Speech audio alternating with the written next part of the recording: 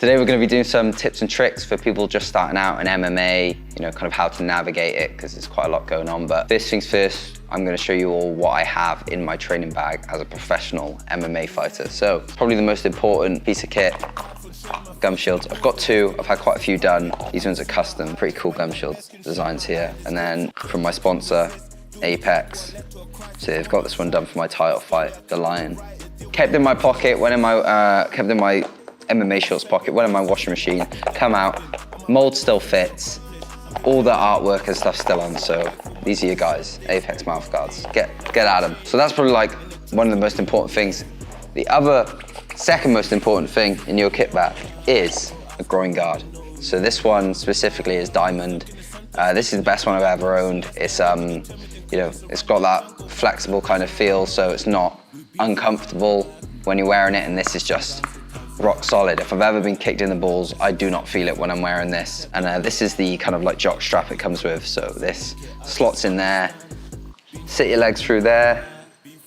Brilliant bit of kit, you know, no complaints about it. Again, super important if you want kids in the future and if you just want your balls not to hurt, get a groin guard. You know, the more you spend, the more protected you are at the end of the day. There's cheaper ones out there, like if you buy £10 groin guard, you're gonna have £10 worth of protection. If you buy like a 90 quid groin guard, you're gonna have 90 quid worth of protection, right? So yeah, groin guard, very important. Next up, protection-wise, might as well stay on the theme. Head guard now, I'll be honest, I've been training MMA 10 years. I've never used a head guard until the past 2 weeks. Absolute game changer though, especially if you don't want to get cut. This is definitely on the more expensive side. It's from the Onyx Gear Precision line, but it's definitely worth it. It's not as bulky as a boxing head guard.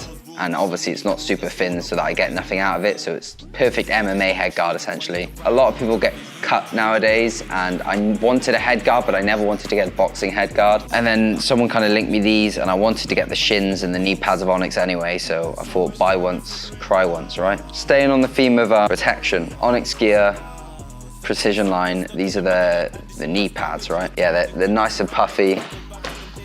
Not gonna hurt if someone gets hit by them. Essentially like a boxing glove on the knee, basically. Again, super lightweight, absolutely brilliant piece of kit. Again, this is less for protection for me and protection for sparring partners, right? Because you don't wanna break your toys, you'll have none to play with, right? So you've got to look after your training partners. So I got these, and also I don't want to have to like throw a knee and worry that I might, you know, it might just go straight through some shit knee guards. So the next kind of layer of, I guess, protection, my shin guards, again, I'm looking quite bougie in this video. So we've got more Onyx. The design is so nice. So yeah, they're like smaller shin pads than normal. It's quite a lot of toe space, more for like maneuverability and stuff. They of course go with these, they loop in and they go with the knee pads, right? So you kind of got like a full matching set. Again, super happy with this kit, so it's worth every penny. Moving on, not the greatest things in the world, but it's hard to get a decent pair. Elbow pads.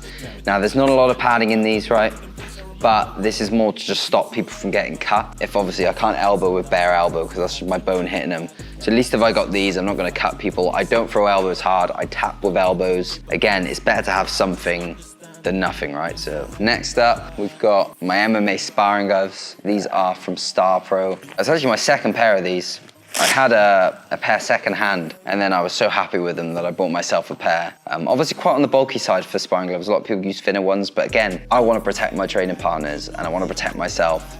So these gloves kind of allow, you know, me when I hit someone, I'm not going to hurt them. So as you can see, kind of when I've got all my MMA kit on, I'm very much padded up, protected. I've got my cup, got my groin guards, elbow pads, knee guards, shin guards, big puffy gloves. All you need, right, is if you're starting out, it's a pair of decent MMA gloves, some shin guards, non-negotiable, a box, really, and a gum shield. Next thing I've got is, I've always got a pair of boxing gloves in my bag, yeah? So these are twins, 10 ounce. I also have a pair of 16 ounces in these. Like, I don't always take all my gloves everywhere. I don't need them all at once. And then kind of the final thing I've got is my pro gloves. Yeah, so these are the ones, actually, Cage Warriors ones. Obviously, you only get these if you fight in Cage Warriors. Cage Warriors give you the gloves an hour before the fight to make sure you can't like manipulate them and stuff. So these are the ones I fought in 2024 against Solomon Simon.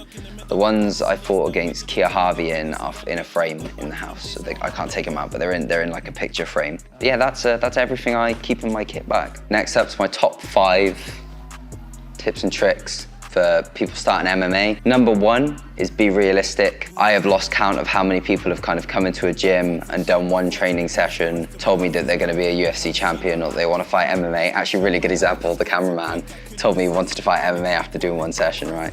As you go with it, you kind of realize that like, as much as this is like a really good hobby, when it comes to like making a career out of it, the amount of hours you have to put in, astounding, basically. It takes over your life, you know, you've got to be in the gym, you know, 6 days a week, 3 to 4 hours a day, on top of all your lifting and your extra cardio and your recovery. And you've got to be doing that for like, you're in this for the long haul, right? So 15, 20 years of just doing that in this sport. Be realistic, like maybe aim for just a fight, but even then, you've got 6 days a week of 2 to 3 hours a day just to get that first amateur fight for 6 months, in 6 months' time, right? So tip 1, be realistic, don't set your expectations too high, kind of understand what you're getting yourself into with this sport. Tip number 2 would be leave your ego at the door. The worst thing you can possibly do with a martial arts gym is come in here thinking you need to prove something. First of all, you've got nothing to prove. You don't even really have anything to prove to yourself. And by coming in here and thinking that you do, trying to, I guess, just win on pure ego is not gonna end well. It's either gonna end in all your training partners hating you injuring someone, you getting injured yourself, and overall just having a bad experience with the sport. So tip number 3 kind of goes off tip number 2, leaving your ego at the door, is respect your training partners, right? There's this old saying where if you break all your toys, you'll have nothing to play with, right? That's what your training partners are. They are your tools to get better. You know, those are the people you're gonna be sparring with every day. If you come in here and just try and hurt people, you're gonna not have anyone to roll with. People will avoid you. It happens all the time. It's happened here, right? People aren't gonna roll with you. People are literally just going to avoid you. You're gonna be resented by everyone in the gym. So come here, make it fun. You're here to have fun, you're here to learn.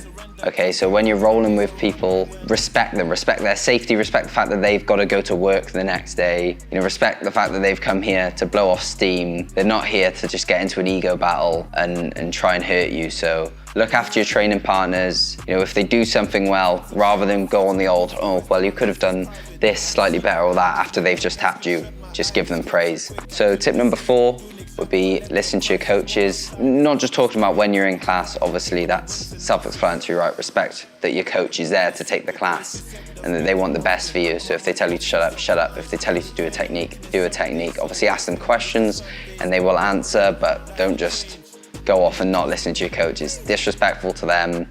You're wasting their time. They feel like they're wasting your time. Also listen to your coaches when it comes to competing. I think this kind of goes on to the point earlier with like, be realistic. I think a lot of people come in and they think, you know, they have one session, they're like, oh, when can I fight? Like that's it is an impossible question for the coach to answer. It's like, when you can fight, like I've only known you for one session, right? I'd always say, look for like 6 months, but some people are ready to fight in 3 months. Other people, it might take them 3 years. So everyone's different. Just know that when you're ready for a fight, your coach will approach you and ask you for a fight. Tip number 5 would be hygiene. There's loads of bases to kind of cover in hygiene. First one is make sure your nails are cut before you train. Last thing you want is like long nails where you're gonna cut someone.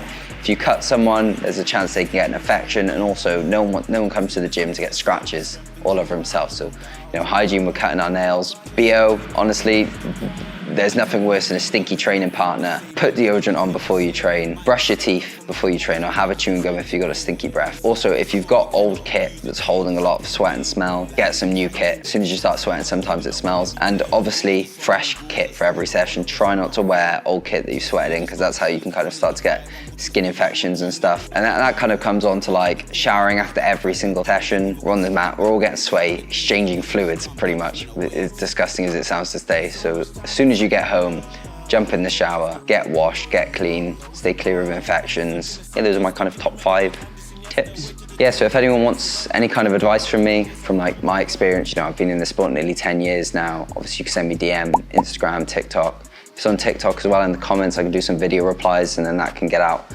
to more people. And of course, like on a side note, if you're interested in one-to-ones, I do them too, so just reach out. Oh yeah, just over 2 weeks, or 2.5 weeks until my fight on Budo 77 for the bantamweight title. I've got a couple tickets remaining, sold out on tables, got a couple seated, and I've got a couple standing left, so get them before they go.